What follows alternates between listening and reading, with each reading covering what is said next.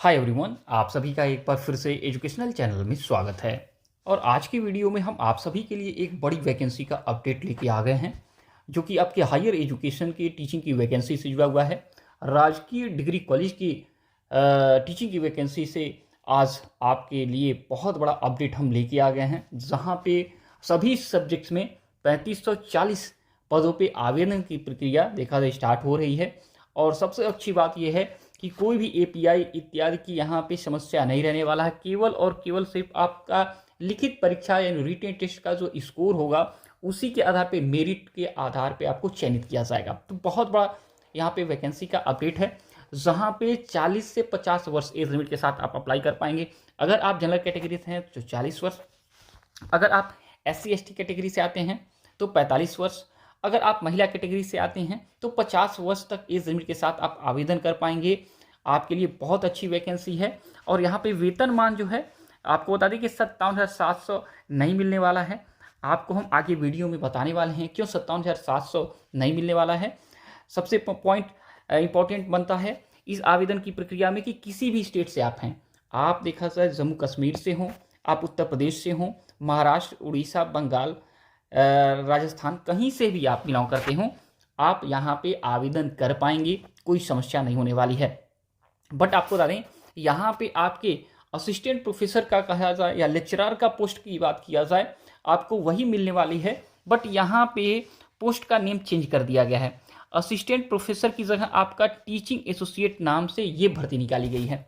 साथ में आपको बता दें एक इम्पॉर्टेंट अपडेट है कि राजस्थान में आपको बता दें कि कोटा विश्वविद्यालय को सेट के एग्जाम का जिम्मेदारी मिला है, जो 2 से देखा जाए 1.5 महीने के अंतर का नोटिफिकेशन जारी हो जाएगा, जहाँ पे 30 से ज़्यादा सब्जेक्ट में आपके आवेदन मांगे जाएंगे। तो लंबे समय के बाद आपके सेट का एग्ज़ाम हो रहा है, आप लोग अपडेट हो जाइए। अगर आप लोग असिस्टेंट प्रोफेसर बनना चाहते हैं किसी देखा जाए डिग्री कॉलेज में, देखा जाए तो यूनिवर्सिटी में, तो आप आवेदन कर पाएंगे। आपको बता दें ये वैकेंसी के ऊपर आते हैं और बता दें किस किस सब्जेक्ट में वैकेंसियाँ हैं। सबसे पहले आपको बता दें कि ये कॉन्ट्रैक्ट बेसिस की वैकेंसी है, जो आपके 8 वर्ष के लिए है, ठीक है। और ये 8 वर्ष के बाद भी एक्सटेंड हो सकता है, गवर्नमेंट का प्रावधान आगे चेंज हो जाएगा निश्चित तौर पे, क्योंकि यहाँ पे बहुत सारी खामियां हैं जिसको आगे चल के दुरुस्त किया जाएगा। लेकिन जो वैकेंसी आई है सबसे पहले उसके ऊपर बात कर लें।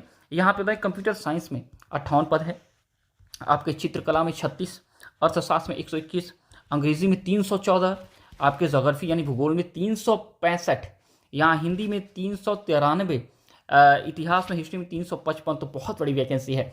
होम साइंस में आप 104 पद देखेंगे, पॉलिटिकल साइंस में राजनीति विज्ञान में 339, पब्लिक एडमिनिस्ट्रेशन लोक प्रशासन में 74, संस्कृत में 150, सोशियोलॉजी में 185, उर्दू में 32, वनस्पत शास्त्र में 85, रसायन शास्त्र यानी केमिस्ट्री में 103, मैथमेटिक्स में 90, आपका देखा जाए तो फिजिक्स में 85, भौतिक शास्त्र, प्राणी शास्त्र में आपका 95, और आप देख रहे हैं ABST में आपके 30 पद, व्यावसायिक प्रशासन में 30 पद, EAFM में 30 पद, विधि यानी कि लॉ में 33 पद हैं, उद्यान विभाग में 44 पद, कृषि अभियांत्रिकी में 43 पद हैं, कृषि अर्थशास्त्र में आपके 43 पद हैं।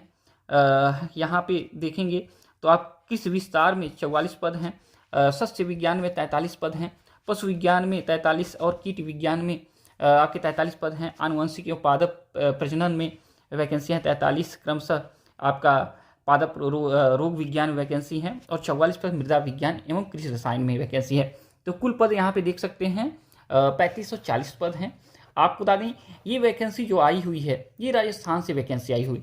आपको राजस्थान में राज्य से hiring of main power rules 2023 के अंतर्गत देखा जाए तो सृजित पदों पर प्रथम संविदा नियुक्त आधारित 5 वर्ष की अवधि के लिए देखा जाए यहाँ पे आवेदन मांगे गए हैं, और अवधि के विस्तार आगे किया जा सकता है सोसाइटी के अनुसार, और संविदा पर नियुक्ति की व्यक्ति की उपयुक्तता का मूल्यांकन किया जाएगा। तदुपरांत उनका अधिकतम देखा जाए एक बार में 3 वर्ष के लिए उनका कार्यकाल बढ़ाया जा सकता है। लेकिन अगर 60 वर्ष की आयु कोई पूर्ण कर लेता है तो उसके बाद देखा जाए तो यहाँ पे उनका देखा जाए तो सहयोग नहीं लिया जा सकता, ठीक है।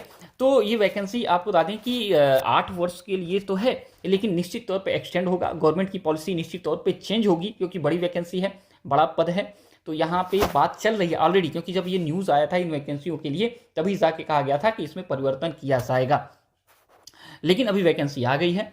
तो आपको बता दें एग्जाम का पैटर्न देख सकते हैं। यहाँ पे 2 क्वेश्चन पेपर होंगे। फर्स्ट पेपर जो होगा कॉमन होगा, 60 मार्क्स, नंबर ऑफ क्वेश्चन 60 रहने वाले, 60, 75 एंड 75 मार्क्स रहने वाले। 1 आवर आपका ड्यूरेशन दिया जाएगा, जो कि राजस्थान से संबंधित स्टडीज़ है। दूसरा आपका पेपर है आपके सब्जेक्ट से, पीजी सब्जेक्ट में 120 यहाँ पे क्वेश्चन रहने वाले, 300 आपका मार्क्स रहने वाले, 2 आवर्स ड्यूरेशन दिया जाएगा, 375 मार्क्स का आपका यहाँ पे एग्जाम होने वाला है। और हो सकता है कि यहाँ पे 25 मार्क्स का आपका इंटरव्यू भी कंडक्ट कर लिया जाए, जो कि अभी हमें नोटिफिकेशन नहीं मिला है, लेकिन यहाँ पे हमें उम्मीद है हो सकता है 25 मार्क्स का आपका इंटरव्यू कंडक्ट कर लिया जाए। आपको बता दें यहाँ पे एग्जाम जो होगा वो CBT मोड या देखा जाए टैबलेट मोड में होगा, कंप्यूटर बेस्ड टेस्ट ऑनलाइन ही होगा। और पात्रता की बात किया जाए तो आपको यहाँ पे मास्टर डिग्री कंप्लीट अगर आपका है आवेदन कर पाएंगे। साथ में अगर आपका नेट है, सेट है, PhD है, ठीक है, इन तीनों में से कोई एक आपके पास है तो आप आवेदन कर पाएंगे और कुछ भी नहीं मांगा गया है। इसके अलावा आपको बता दें राजस्थान कर्मचारी चयन बोर्ड यानी Rajasthan staff selection board Jaipur से विस्तृत विज्ञापन जारी कर दिया गया। विज्ञापन संख्या 6/2026 है। और यहाँ पे राजस्थान कॉलेज एजुकेशन सोसाइटी, जिसको राजसिस के नाम से जाना जाता है, ये टीचिंग सोसाइटी संविदा आधारित पदों पर सीधी भर्ती यहाँ पे 2026 का नोटिफिकेशन जारी किया गया है। आवेदन आमंत्रित किए गए हैं ऑनलाइन। और मानदेय की बात जो किया जाए 28,850 है, लेकिन गवर्नमेंट की देखा जाए ऊपर दबाव दिया जा रहा है कि 35 से 40 हज़ार कम से कम किया जाए। लेकिन आपको हम बता दें कि नेट होने के बाद भी अगर आप किसी प्राइवेट डिग्री कॉलेज में जाते हैं तो 15 से 20 हज़ार देने के बाद कहने के बाद भी आपको समय पे ना पैसे मिल पाते हैं और ना समय पे देखा जाए आपको वहाँ पे हर व्यवस्थाएं मिल पाती हैं जो आपकी नीड होती है आपकी योग्यता के अनुसार, ठीक है।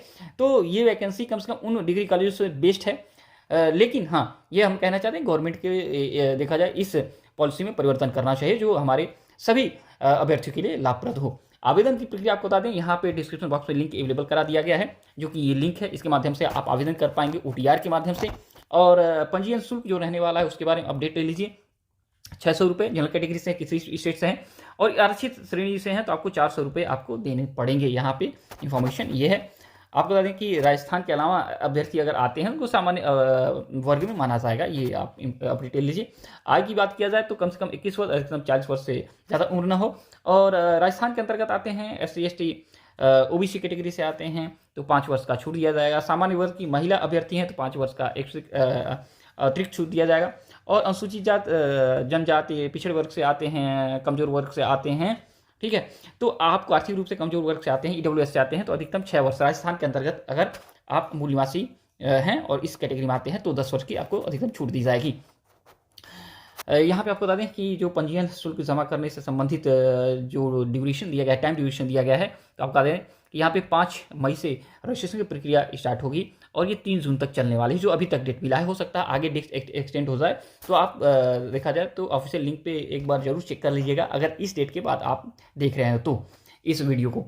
और परीक्षा का आयोजन देख सकते हैं, डेट यहाँ पे क्लियर नहीं किया गया है लेकिन मंथ क्लियर किया गया है। अगस्त, सितंबर, अक्टूबर 2026 इस 3 महीनों में आपके परीक्षाएं कराई जाएंगी। प्रवेश पत्र आपको देखा जाए तो आगे जारी किया जाएगा ऑफिशियल वेबसाइट के माध्यम से।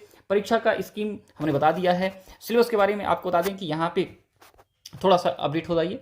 यहाँ पे कहा गया है कि 36% मार्क्स आपको लाना ज़रूरी है दोनों पेपर में, एक मतलब फर्स्ट सेकेंड पेपर में, और दोनों मिला के 40% मार्क्स लाना जरूरी है, तभी जाके आप देखा जाए मेरिट लिस्ट में आ पाएंगे, नहीं डिस्क्वालीफाई कर दिया जाएगा। और जो कैटेगरीज हैं तो 5% का रिलैक्सेशन आपको दिया जाएगा, यानी 31% हो जाएगा दोनों पेपर, 31% लाना है।